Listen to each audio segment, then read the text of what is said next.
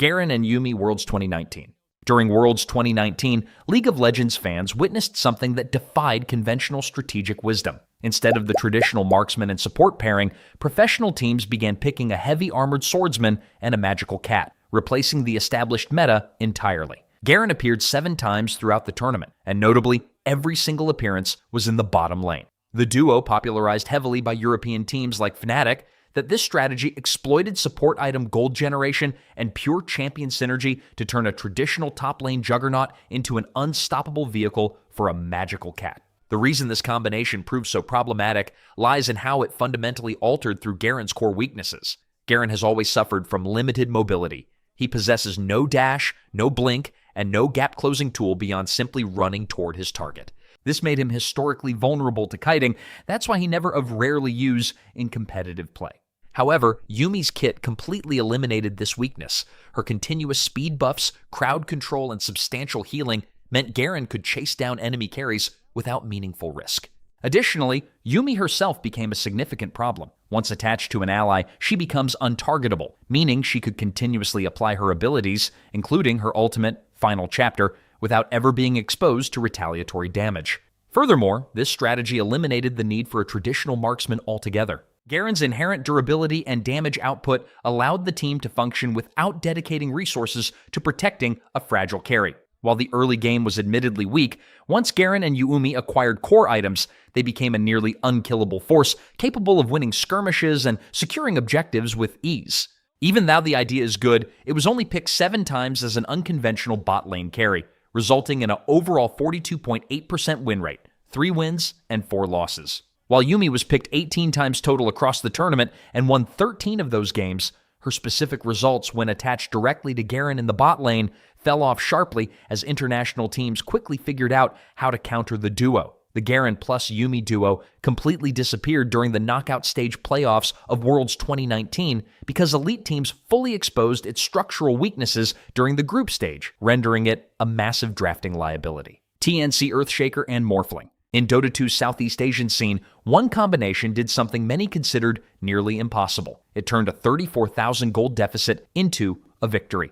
The hero pairing responsible wasn't Earth Spirit, and what they did together broke one of the most fundamental assumptions in the game. The idea behind the combo was simple to describe and devastating to face. Morphling could use his ultimate morph alongside Aghanim's scepter to transform into an exact copy of an ally's EarthShaker while retaining his own stats and items. This meant a single team could field 2 EarthShakers at once, each capable of triggering the hero's passive Aftershock, which stuns everyone nearby every time an ability is cast.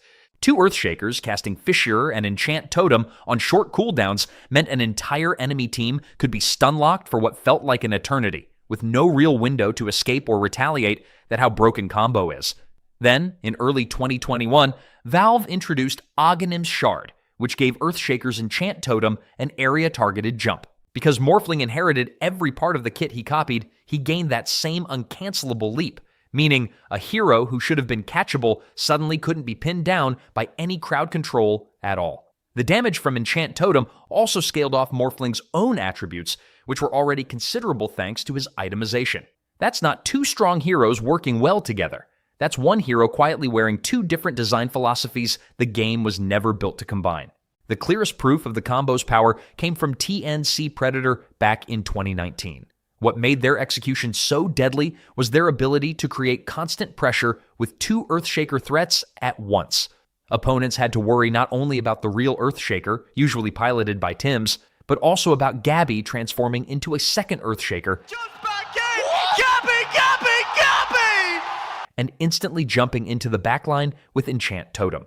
This forced enemies into impossible decisions during teamfights, often leading to devastating initiations and instant kills. Combined with Armel's tempo-controlling mid-play and KP reliable frontlining, TNC consistently hit the combo's power spike and snowballed games out of control. The strategy became a key part of their championship-winning run at the MDL Chengdu Major and cemented TNC as the team most closely associated with Morphshaker. Even today, many fans consider TNC's EarthShaker Morphling combo the most iconic version ever seen in professional Dota 2. Fnatic Olofboost. During DreamHack Winter 2014, Fnatic executed a boost that would go on to become one of the most controversial strategies in Counter-Strike's history. It happened in the quarterfinals on the deciding map of the series against Team LDLC Overpass. LDLC won the first half 12-3, then opened the second half with another round win to push the score to 13-3. Fnatic weren't just behind. They were one bad round away from being eliminated from the major outright. That's when Fnatic pulled out something they had reportedly been practicing for 2 months before the tournament even started. 3 players stacked on top of one another near CT spawn on the A side. And Olofmeister ended up standing on top, able to see almost the entire map, territory that should have been completely invisible from that spawn point. This wasn't a clever angle. It was a pixel walk, a position on an invisible ledge outside the map's intended geometry, never meant for player use.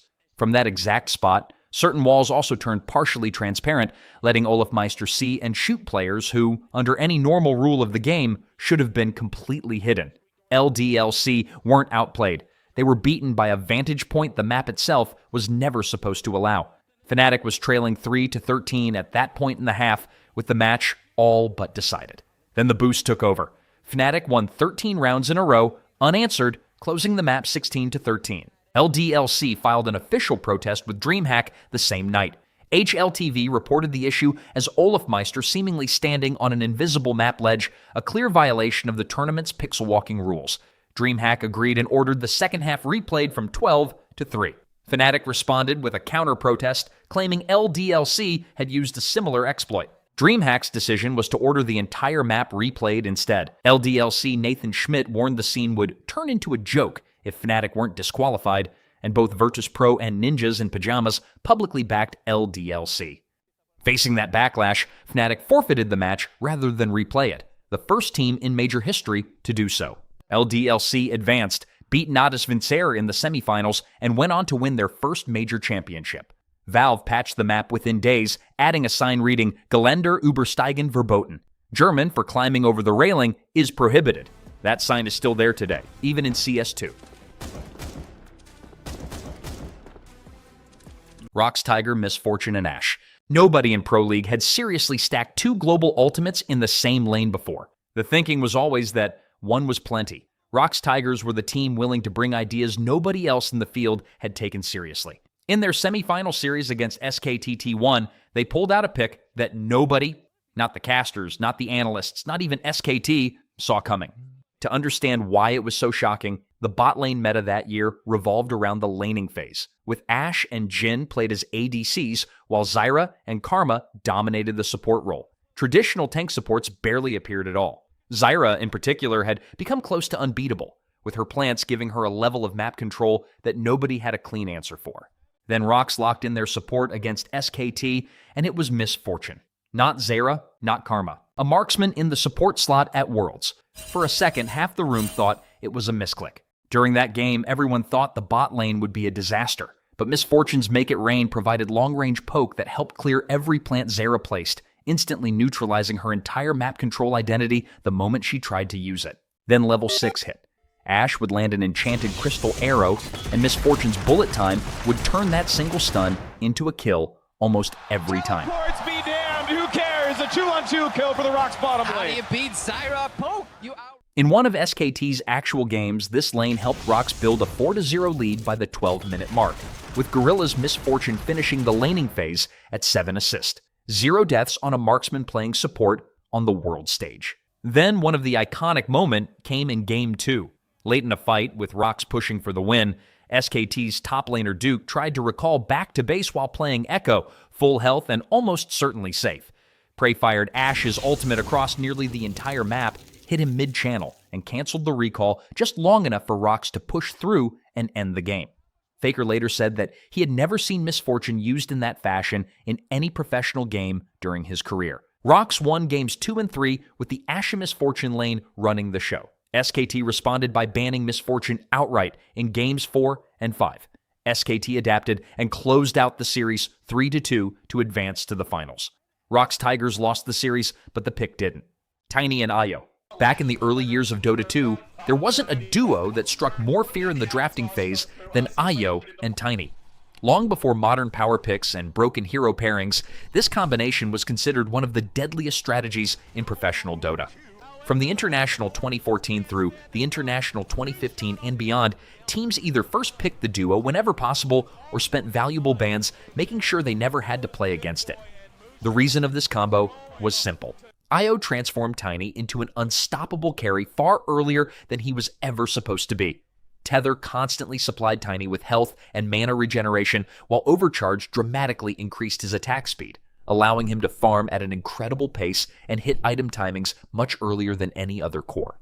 Once Tiny became strong enough, Relocate gave the pair unmatched global mobility. They could instantly appear anywhere on the map, eliminate an isolated hero with Avalanche into toss, and disappear before the enemy could mount a response. Every lane, every jungle camp, and every split-pushing support suddenly became a potential target. The pressure didn't stop at pickoffs.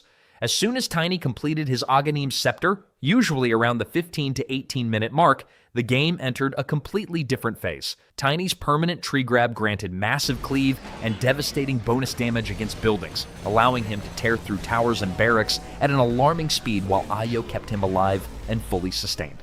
One lost teamfight was often all it took for an entire lane of barracks to disappear before the defending team could even respawn.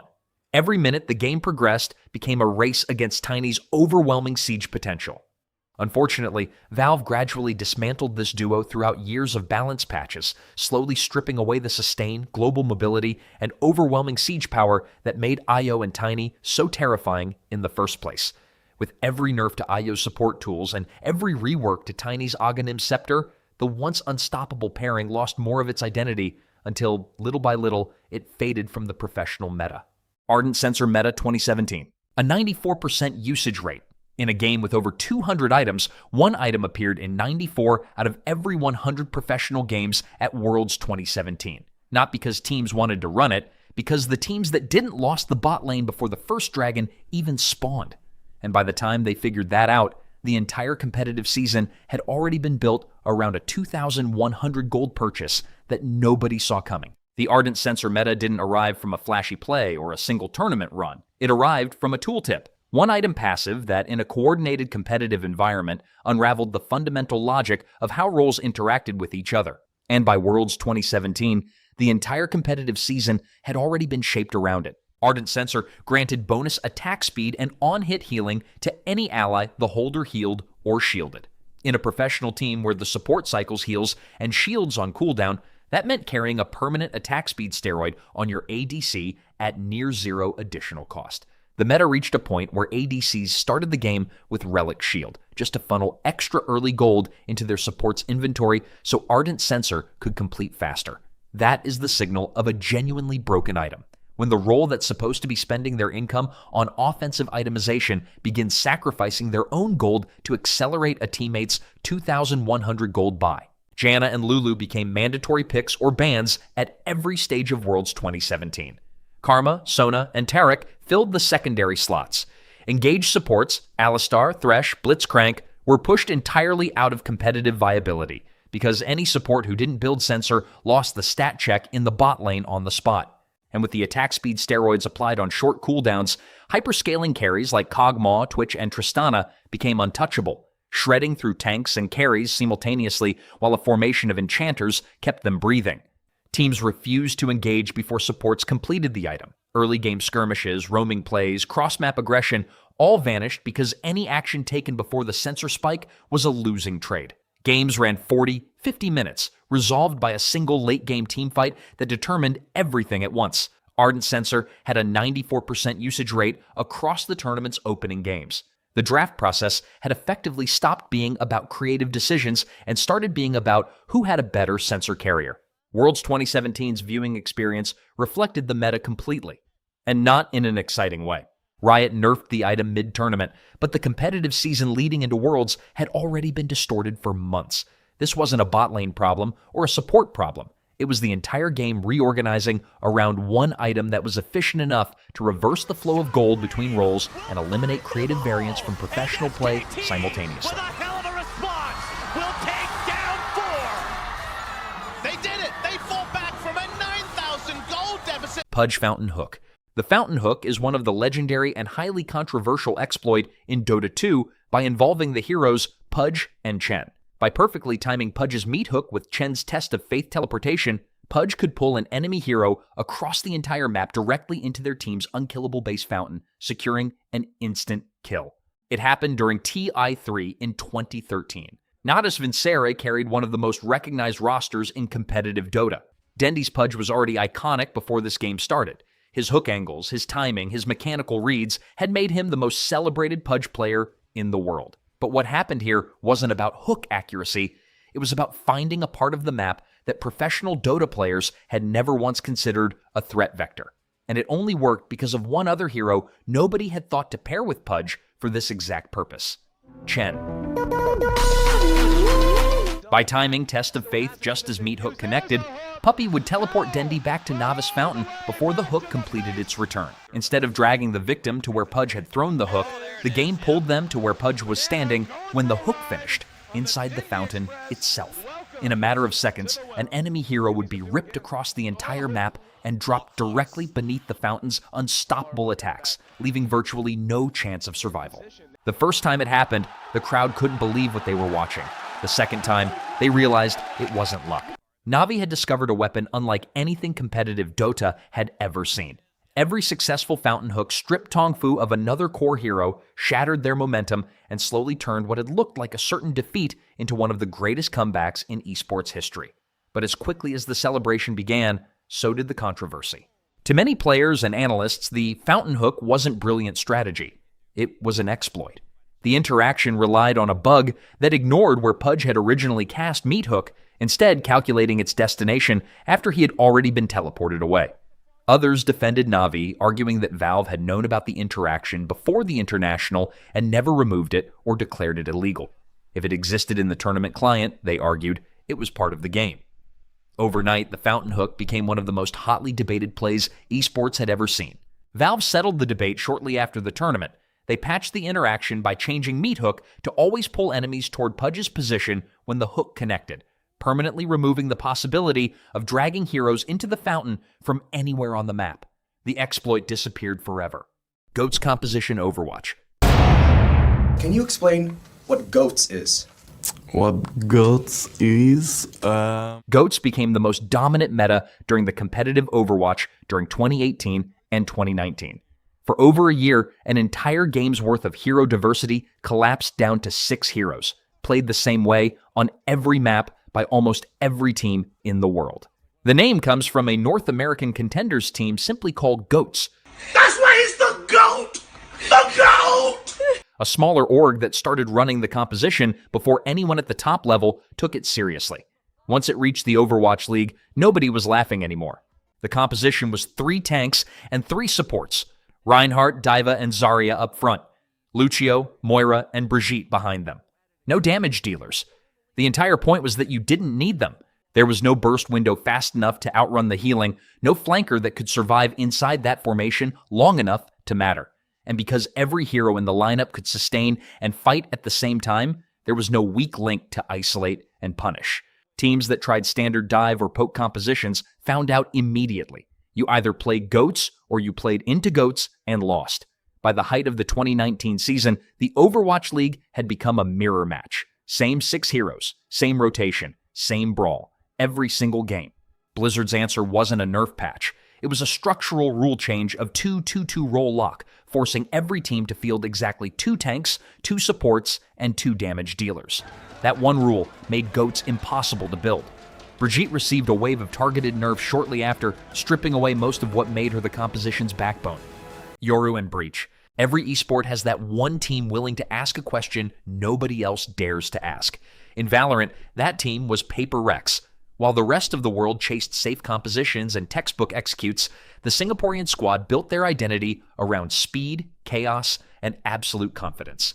Their philosophy became known as win gaming. Never hesitate, never slow down, and never give your opponent time to think. To make it work, they chose an agent almost every professional team had already written off: Yoru. At the center of it all was Forsaken. Instead of treating Yoru like a flashy ranked agent, he transformed him into the perfect entry duelist. But Yoru alone wasn't what made the strategy terrifying. The real secret was Breach. Every execute was carefully orchestrated so that Breach removed the defender's ability to fight, while Yoru instantly punished that helplessness. Faultline stunned players through walls, and before they could even recover, Yoru's gate crash had already carried him into their backline. Breach's flashpoint forced defenders to turn away, only for Yoru's blindside to explode the instant they looked back, creating flashes that felt almost impossible to avoid. And when Forsaken activated Dimensional Drift, he wasn't looking for kills, he became an invisible scout, walking through the site to reveal every defender's position before Breach unleashed Rolling Thunder directly onto them. By the time the defenders escaped the stun, Yoru was already standing behind them. That's what made the combination feel so unfair. It didn't just win gunfights, it erased the opportunity to take one. Valorant is built on crosshair placement, information, and holding angles. Paper Rex systematically dismantled all three. You couldn't trust your ears because Breach's utility masked Yoru's teleport. You couldn't trust your eyes because Yoru's clone might be fake, or it might be the real push. And you couldn't trust your positioning because the moment Breach landed his utility, Yoru could appear somewhere no attacker should ever reach that quickly. The scariest part was that everyone knew it was coming. Opponents spent countless hours studying Paper Rex's VODs, trying to prepare for the aggression. It didn't matter. The strategy wasn't broken because Yoru or Breach dealt too much damage. It was broken because Paper Rex had discovered a way to weaponize confusion itself. Every execute forced defenders to hesitate, and in professional Valorant, hesitation is fatal. Many teams copied the composition. Almost none could recreate its success, because the real combo was never just Yoru and Breach. It was Paper Rex's fearless philosophy fused with two agents that completely shattered the fundamental rules of tactical shooters. For one unforgettable era of VCT, they proved that sometimes the strongest strategy isn't giving your opponents bad odds, it's giving them no answer at all. Blacklist UBE STRAT. If there was ever a strategy that proved teamwork could be more powerful than raw mechanics, it was Blacklist International's UBE, or Ultimate Bonding Experience. Unlike most teams that relied on individual outplays or split-second mechanical skill, Blacklist built an entire championship winning system around staying together. Every rotation, every objective, and every teamfight was played as a single unit. At the center of that strategy was a hero that almost nobody considered tournament-worthy. Before Blacklist revolutionized the meta, Estes was rarely seen in professional play. He wasn't flashy and didn't have explosive crowd control, and he couldn't dive into fights like other roamers. In a fast-paced game where burst damage and aggressive initiations were king, Estes looked completely out of place. Most teams viewed him as too passive to succeed at the highest level, but Blacklist saw something everyone else overlooked. They realized that if their entire team stayed together at all times, Estes' greatest weakness, his lack of mobility, would barely matter. Instead, his healing would become nearly impossible to deal with. That was the birth of UBE. Rather than looking for risky solo kills, Blacklist focused on moving as 5, protecting each other with perfect positioning, layering crowd control, and allowing Estes to continuously heal everyone throughout extended fights. Opponents would commit every ultimate they had just to eliminate a single target, only to watch that hero survive long enough for Estes to restore the entire team's health. The strategy reached its peak during the M3 World Championship. Even though every team knew Blacklist wanted to play UBE, stopping it was another story entirely. Their teamwork, discipline, and execution carried them through the tournament, culminating in a world championship that cemented UBE as one of the most iconic systems in Mobile Legends history. Suddenly, Estes transformed from an overlooked support into one of the most feared heroes in professional drafts, forcing teams to either ban him or spend months trying to recreate Blacklist's style. Eventually, the rest of the competitive scene adapted.